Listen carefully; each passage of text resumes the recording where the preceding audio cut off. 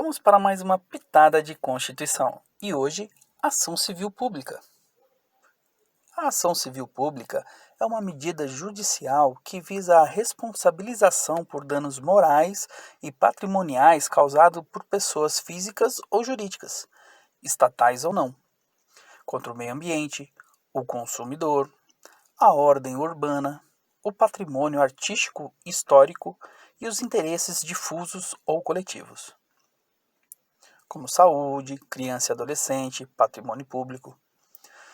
Foi regulamentada pela Lei Federal 7.347 de 85 e é uma das ferramentas de trabalho mais comuns para a atuação do Ministério Público na garantia dos direitos do cidadão na área civil.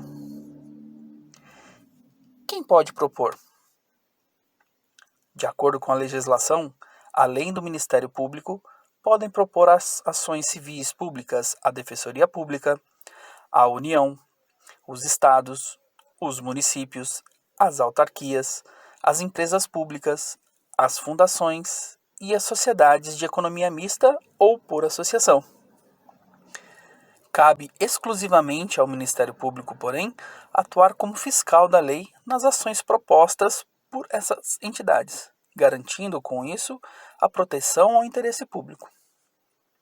É por meio da ação civil pública que o Ministério Público pode cobrar, por exemplo, a instalação de mais leitos de hospital em determinada cidade, a aplicação de multa e o reparo de dano ambiental causado a um rio por uma indústria, a devolução de valores desviados do erário por servidores públicos, o ressarcimento aos clientes de uma empresa de telefonia que fazia cobrança por serviços não requisitados.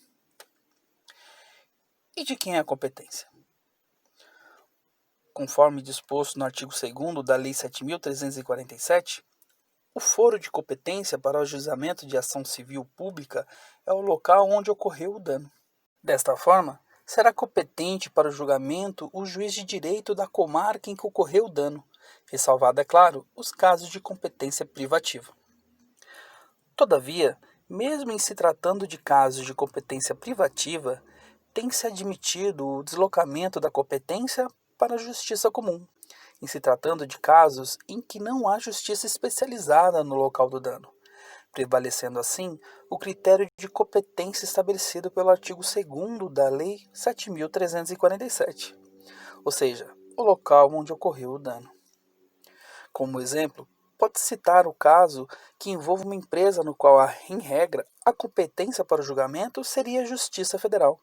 Todavia, em se tratando de localidade onde não exista Justiça Federal, tem-se admitido o deslocamento da competência para a Justiça Comum.